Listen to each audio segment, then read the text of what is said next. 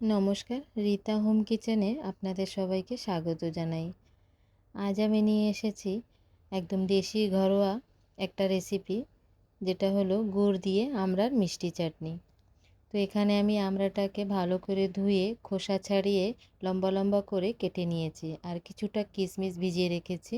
এবার কড়াইটা গরম হয়ে গেলে কড়াইতে সামান্য একটু তেল দিয়ে এখানে আমি একটা শুকনো লঙ্কা আর মৌরি ফোড়ন দিয়ে দিলাম।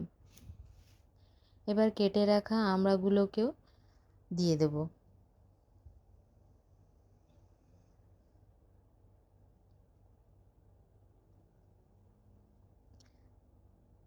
তোমরা কারা কারা এই আমড়ার মিষ্টি চাটনি খেতে পছন্দ করো আমাকে কমেন্টে অবশ্যই জানাবে।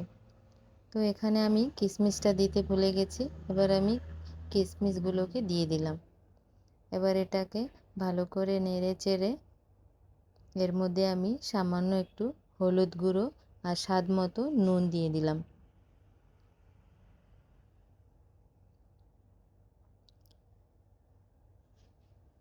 এবার এটার মধ্যে আমি সামান্য জল দিয়ে দেব, যাতে আমড়াটা ভালো করে নরম হয়ে যায়।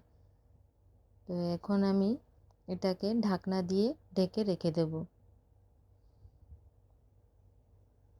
যাতে আমড়াটা ভালো মতো সেদ্ধ হয়ে যায়।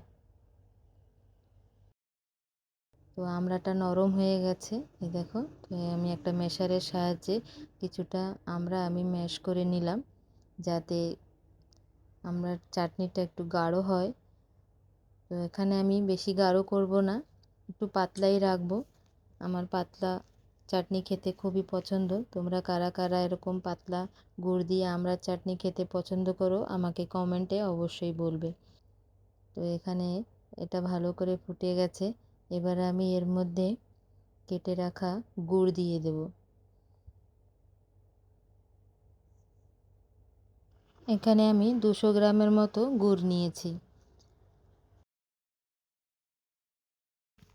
গুড়টা দিয়ে আমড়াটাকে ভালো করে ফুটিয়ে নেব। তো দেখো, তৈরি হয়ে গেল আমার আমড়ার চাটনি। তোমরাও একবার বাড়িতে ট্রাই করে দেখো আর কমেন্টে জানিও আমাকে। আমার এই রেসিপিটা যদি ভালো লেগে থাকে, লাইক, শেয়ার আর সাবস্ক্রাইব করতে ভুলো না। আবার দেখা হবে নতুন কোনো রেসিপি নিয়ে। ততক্ষণের জন্য ভালো থেকো, সুস্থ থেকো।